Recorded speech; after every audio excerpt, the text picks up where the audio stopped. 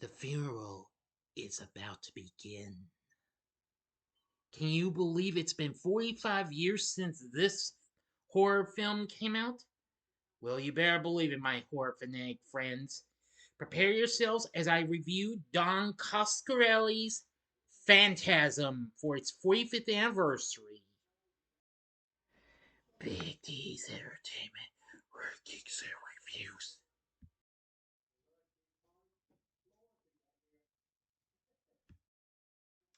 So, greetings, my fellow YouTubers, and welcome to Big D's Entertainment Rankings and Reviews. My name is Dual, better known to as the Big D, and this time around I bring to you a review of the 1979 sci fi horror flick. Well, actually, it's science fantasy horror, that is. Phantasm, originally released by Avco Embassy, directed, written, photographed, and edited by Don Coscarelli. This marked the first film in a franchise, introducing us to the Tall Man, a supernatural and malevolent undertaker who turns the dead of Earth into dwarf zombies to be sent to his planet and used as slaves. He is opposed by a young boy named Mike who tries to convince his older brother Jody and family friend Reggie of the threat. The film was released on this day, March 28th, 1979, so henceforth today is the film's 45th anniversary. It was locally financed as well, it was a locally financed independent film, excuse me. The cast and crew were mostly amateurs and aspiring professionals, though initial reviews were mixed in regard to the dreamlike, surreal narrative and imagery. Later reception was more positive and has become a cult classic, and has appeared on several critics' lists of best horror films, and has been cited as an influence on later horror series. Anyway, let's get into the story. While having sex in Morningside Cemetery, Tommy is stabbed by a woman who is actually the Tall Man, the Morningside mortician in another form. At the funeral, Tommy's friends Joey and Reggie believe he committed suicide. Joey's 13-year-old brother Mike secretly observes the funeral and sees the Tall Man placing Tommy's heavy casket, seemingly with little or no effort, back into the hearse instead of completing the burial. Mike then goes to a fortune teller and tells her what he saw. She has him stick his hand in a box, and at first something seems to grab it, but then he removes it unharmed. Later, Joey is seduced by the lady in lavender and taken to the cemetery to have sex. However, they are interrupted by Mike, who has been following Joey and has been driven out of his hiding place by a short hooded figure. Mike tries to tell Joey about the hooded figure, but he dismisses the story. At the mausoleum, Mike is chased by a flying silver spear and accosted by a caretaker, but escapes when the spear kills the caretaker. He then flees the Tall Man. As Mike slams the door to get away, the Tall Man's fingers get caught and then cut off, but continue to move, dripping yellow ichor. If I mispronounced that, I apologize. Taking one of the fingers with him, Mike escapes the mausoleum.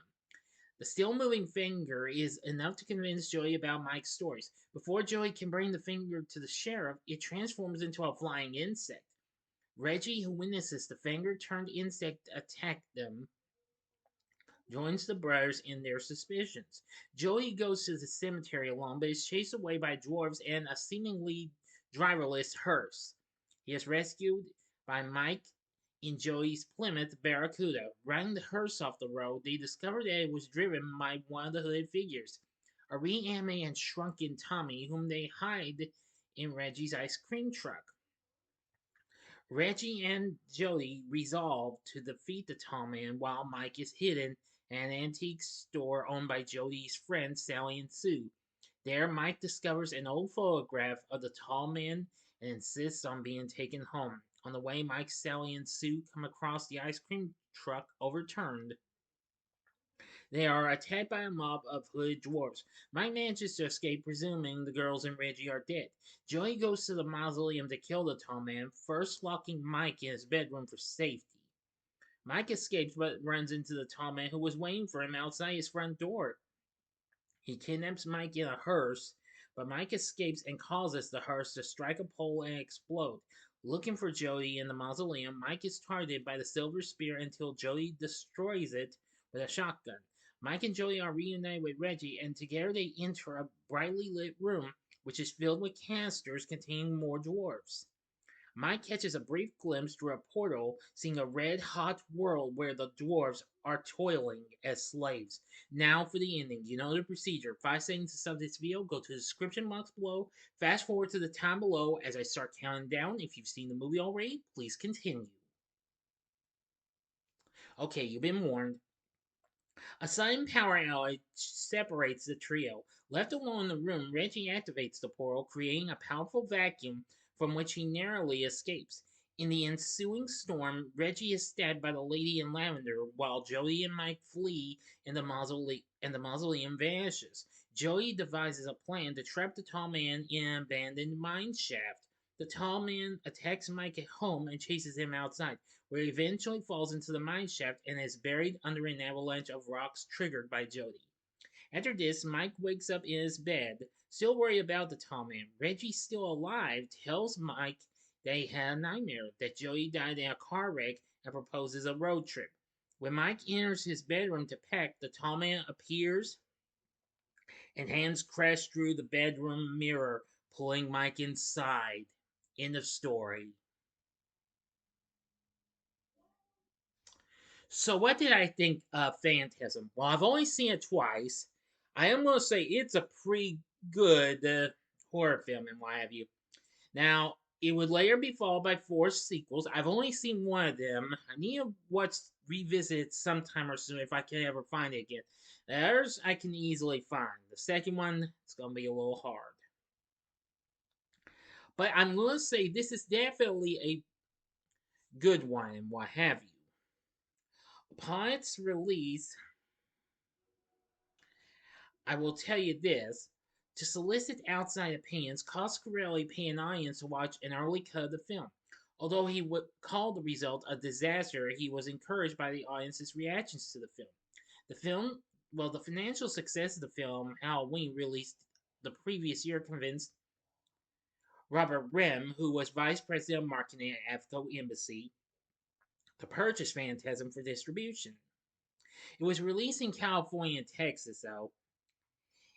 It was released in Australia under the alternate title The Never Dead to avoid confusion with the similarly named 1976 Australian softcore porn flick Phantasm, which was Fantasm, not Phan, like the film.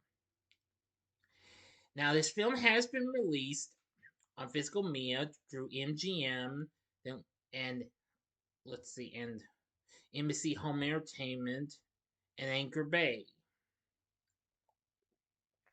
In 2015, Coscarelli showed a work in progress 4K resolution restoration of the film called Phantasm Remastered. It was supervised by Coscarelli at Bad Robot, which of course became involved when director J.J. Abrams, who of course was a fan of the series, requested a screening of the film. So Coscarelli told him that he did not have a high quality print, but Abrams volunteered the use of his technicians for restoration. And it was given a limited release in September of 2016 and released in December of the same year on Blu-ray for the first time.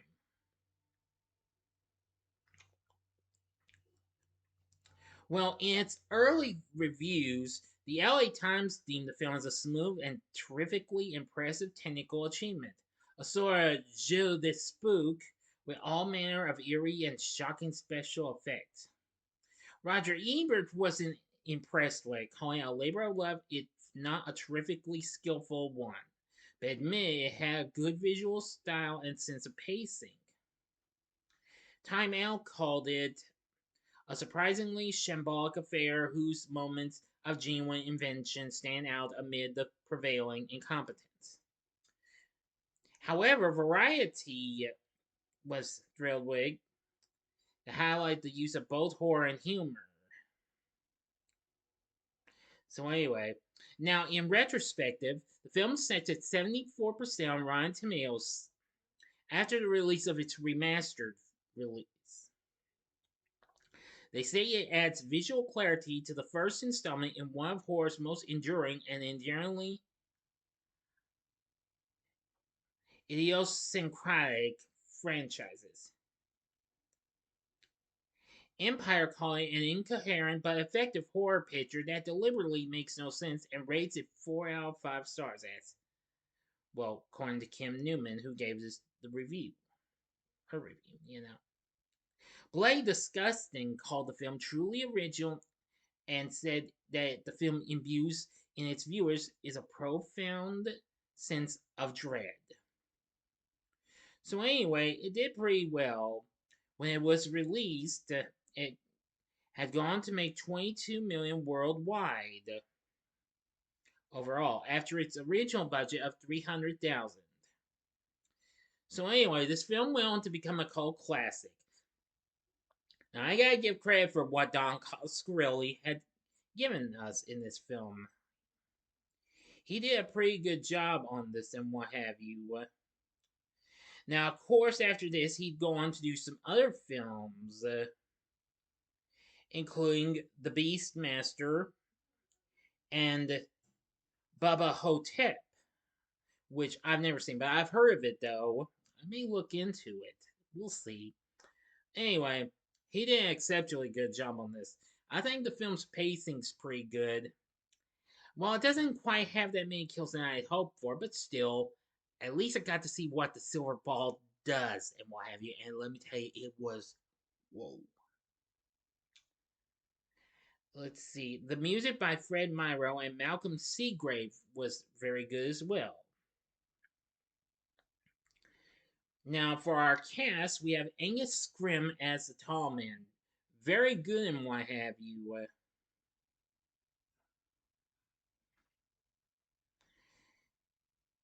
He apparently decided that Scrimm would make a great villain after being intimidated by him on the set of a previous film. Although initially he had little input into the character, but he made more of a contribution as Cosgrove began to trust his instincts and what have you.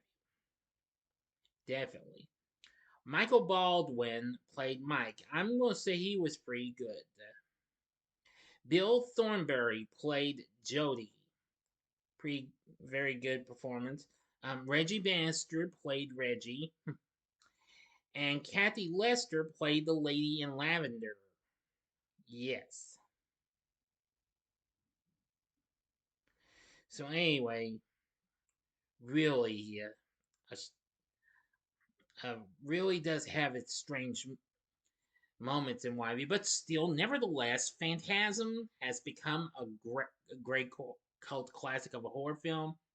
So anyway, I think it's pretty good. Now, although I have yet to see its sequels, now I've only seen the second one time. That's been a few years ago. I need to revisit that one day, but I will revisit and review that along with the other 3 sequels later on down the road as soon as I can find number 2 again. Then I'll be reviewing that and the other 3.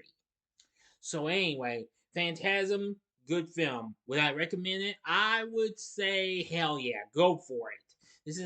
This is definitely a horror classic in my book now, after I've only seen it twice. But still, it's good. So what did you think of Phantasm? Let me know in the comments section below. If you like this video, click the like button, subscribe, and be a part of the Big D Nation. Please continue to show some support for my channel, okay? I can see y'all are trying to help my vids gain some more views and what have you.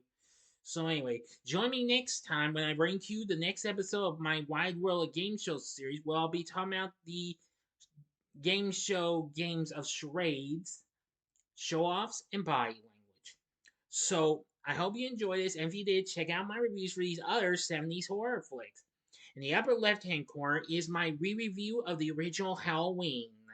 The upper right-hand corner is my review of another cult classic from the 70s, and that's The Evil.